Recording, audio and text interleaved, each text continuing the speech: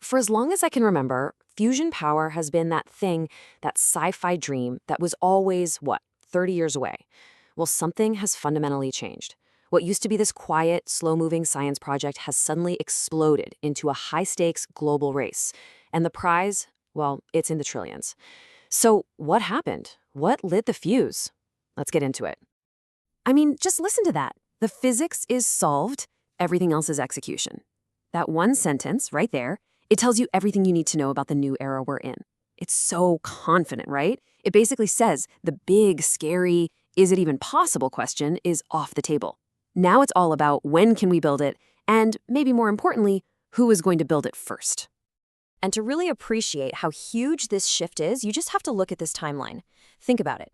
In 1951, we unleashed the terrifying, uncontrolled power of fusion in a hydrogen bomb. And then, for 71 years, scientists worked to tame that same power.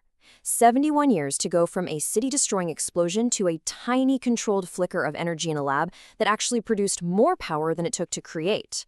That's a lifetime of work for one single history-making moment. Okay, so that moment, that was the starting gun. That's when the race truly began. Let's dive into exactly what went down on December 5th, 2022, at the National Ignition Facility out in California. This is the breakthrough that changed everything. This is where the scale just gets mind-boggling. You've got this massive facility, right? We're talking the size of 3 football fields. And inside, there are 192 of the world's most powerful lasers. And what are they all aimed at? This tiny little target, an object smaller than a pencil eraser. It's just an incredible image. All that power, all that infrastructure, focused on one minuscule point. So, those lasers fire. Bam! They slam that little target with 2.05 megajoules of energy. Okay, so that's the energy in part of the equation. Keep that number in your head, 2.05. And here's the magic. For just a split second, the fuel inside that target fused together, and it released 3.15 megajoules of energy. Let's do the math. 2.05 in, 3.15 out. That's more energy out than in, a net gain of over 50%. This was it. This was the moment. For the very first time in human history, a controlled fusion reaction gave us back more energy than we put in to start it. And that incredible moment has a name: ignition. It's exactly what it sounds like, the point where the fire catches, where the reaction starts producing more energy than you had to pump in to get it going. For fusion scientists, this was the holy grail, the thing they had been chasing for decades. And achieving it, it was the final proof that yes, we can absolutely harness the power of the sun right here on Earth. It is possible. So you could imagine what happened next, right? Achieving ignition wasn't just some quiet scientific victory. No way. It was the starting pistol for an absolutely insane global race. So let's meet the racers, the companies and countries, all fighting for the lead. You see, that one successful experiment was all it took. Suddenly, all the skepticism from the private sector, it just evaporated. And the money? It started pouring in. We're now looking at over 40 private companies spread across 4 continents, all jumping into this race.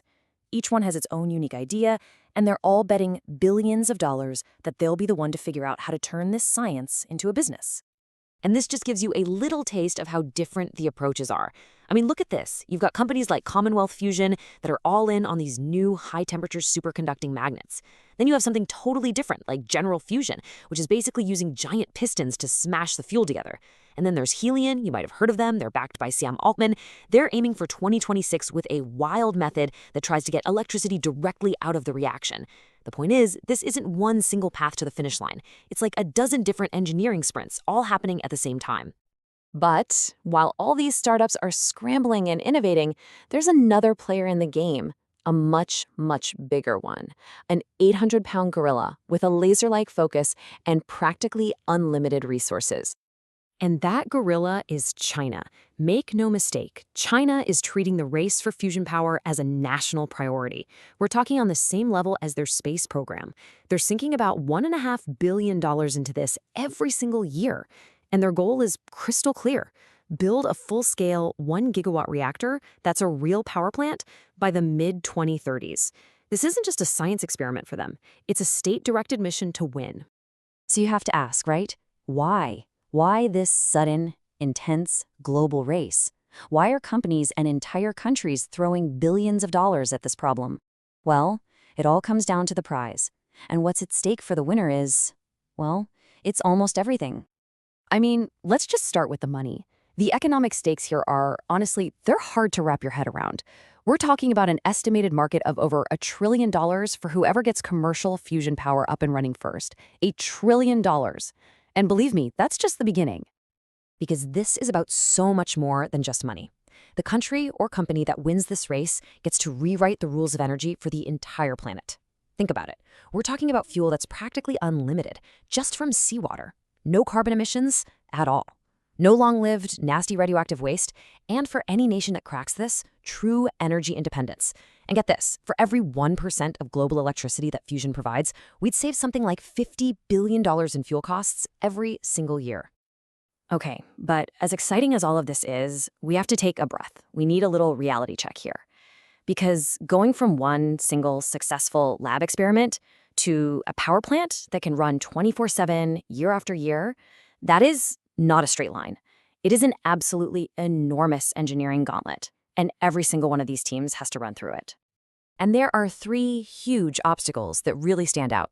First up, materials. Just think about this for a second. What kind of material can handle temperatures hotter than the core of the sun, plus intense radiation for years and years without just falling apart? We're still looking for it. Second, there's the fuel problem. The best fusion fuel involves tritium, which is incredibly rare. So a power plant is going to have to make its own fuel on the fly using lithium. It's a process that's never, ever been done at scale. And last, you've got the exhaust problem. You have to get the waste, the helium ash, out of the reactor without putting out the fusion fire. It's kind of like trying to clean out a fireplace while the fire is still roaring. These are not small problems. But here's the thing. Even with all these massive hurdles, the entire game has changed. This is a whole new reality. The race isn't about proving a physics theory in a lab anymore. Now it's about something much more practical, turning that amazing theory into a simple light switch for the rest of the world. And this, right here, this really sums it all up. The central question we're asking has completely flipped. For 70 years, the entire community was asking, is fusion even possible? Well, we got our answer. Yes, it is. So now the question is totally different. Now it's, who can actually build it? And can they build it first and fast enough to really matter? And that means the winner of this race probably won't be the team with the smartest physicists on paper.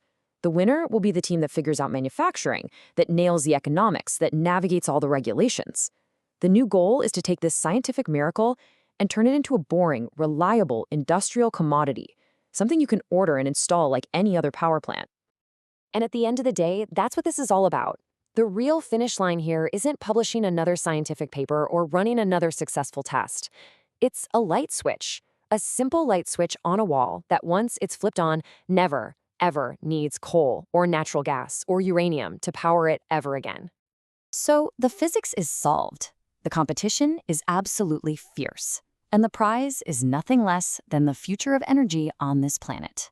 The race is well and truly on. And now there's only one question left to answer. Who is going to be the first to flip that switch?